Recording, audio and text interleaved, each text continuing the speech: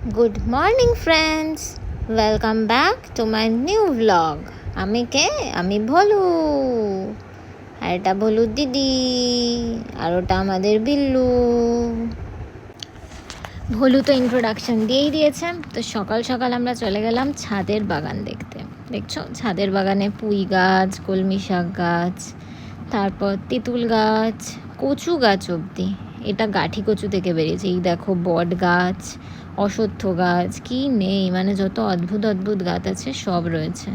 নারকেল গাছগুলো দেখা যাচ্ছে কিন্তু আমাদের না। এবার হচ্ছে এখান থেকে পুঁই শাক কাটা হচ্ছে, কারণ বাড়িতে আসবে ইলিশ মাছ। ইলিশ মাছের মাথা দিয়ে হবে পুঁই শাক। এই দেখো, কলমি শাক হয়েছে, কারি পাতা, এসব তো রয়েছে। তো পাতা কাটা হয়ে গেছে, সবজি আলি নিচে চলে গেল। আমি একটু ছাদটা ঘুরে ঘুরে দেখছি। দারুণ সুন্দর ব্লু আকাশ হয়েছিল, তাই জন্য ছাদটা ঘুরে দেখতেও বেশ ভালো লাগছিল। সকালবেলা উঠে পড়লে মানে উঠতে কষ্ট হয়, কিন্তু তারপর কিন্তু বেশ একটা ফ্রেশ চারপাশ দেখা যায়, মজা হয়। কিন্তু যখন ঘুম ভাঙে না তখন এসব মনে থাকে না। আর এই যে এই কচু গাছটা ছাদে বেশ কিউট দেখতে লাগছে কিন্তু।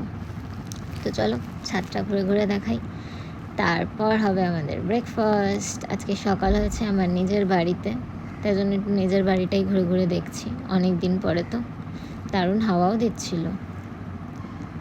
আর এই কাকগুলো ক্যাঁ ক্যাঁ করছে। ঈদ দেখো, পোকাটা কি দারুণ দেখতে, নেচারের ক্রিয়েশন, অদ্ভুত কালার কম্বিনেশনস।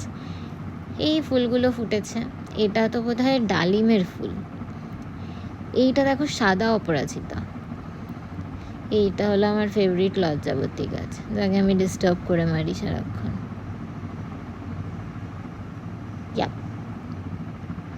আর মা এই পোকাগুলো ফেলছে আর আমাকে দিয়ে ভিডিও করাচ্ছে। এটা হচ্ছে কুমড়ো গাছ, এখনও কুমড়ো ফুল পাওয়ার সময় হয়নি। এরপরে হচ্ছে আমি ধোসার ব্যাটার কিনে এনেছিলাম, যাতে একটু ভেজে খিদে পেয়ে গেছে, এখন যাই খেতে। আর দুপুরে আবার ব্লগ করলে আবার দেখা হবে। এখনই অবধি tata and good morning once again.